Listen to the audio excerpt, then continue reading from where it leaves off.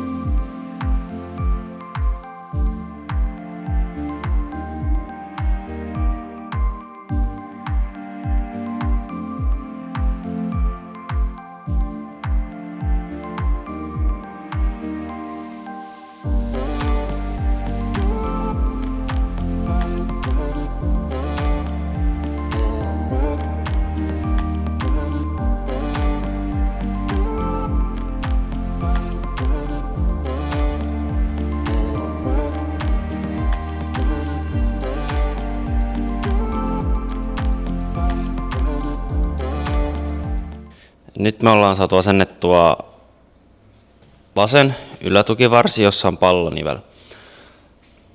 Tää pultti oli niin ruosteinen, että me meinattiin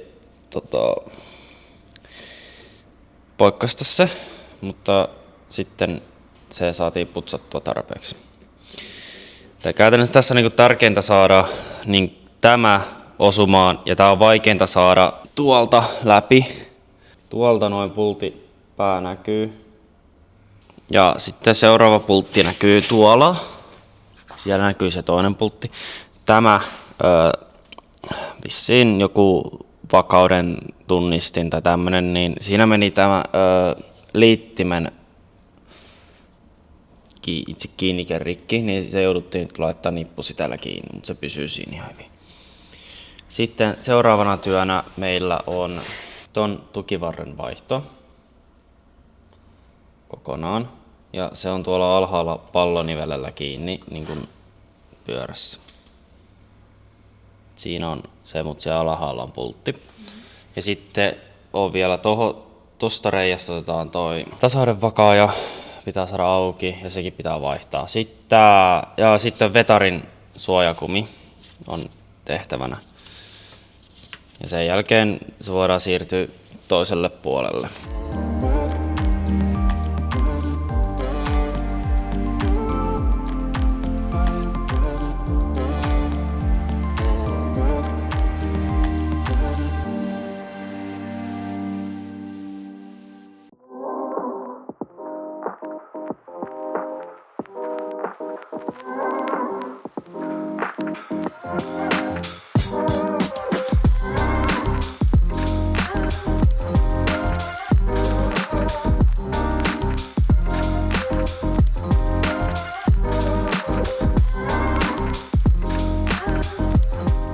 No niin.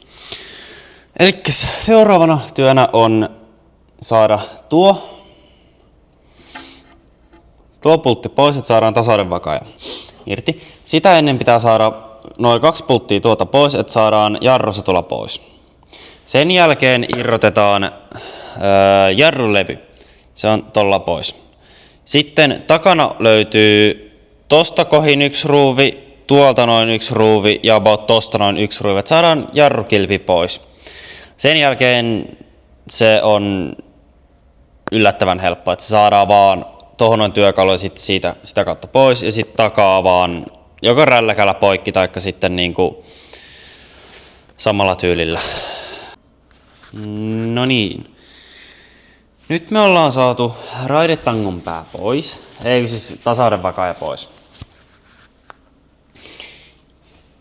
Tästä näin me jouduttiin poraamaan reikää, koska se lähti pyörimään. Sitten me saatiin porattua ja nyt se lähti pois. Ja sitten tohon tulee uusi tasauden vakaaja. Eli se tulee niin kuin näin. Tuohon. Ja sitten se tulee tuolta takaa.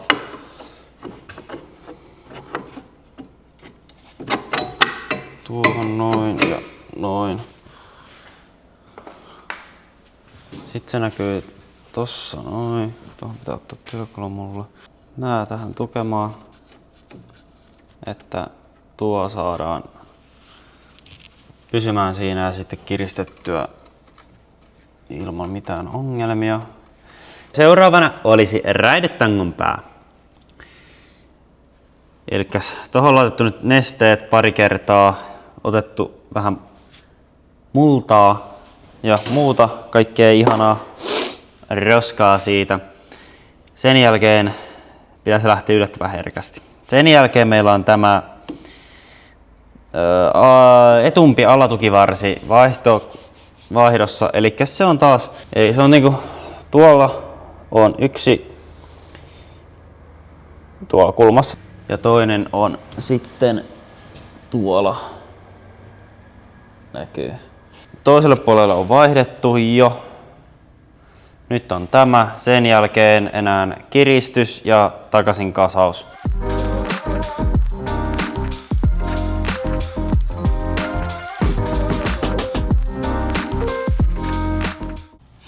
No niin, nyt me ollaan takapäässä.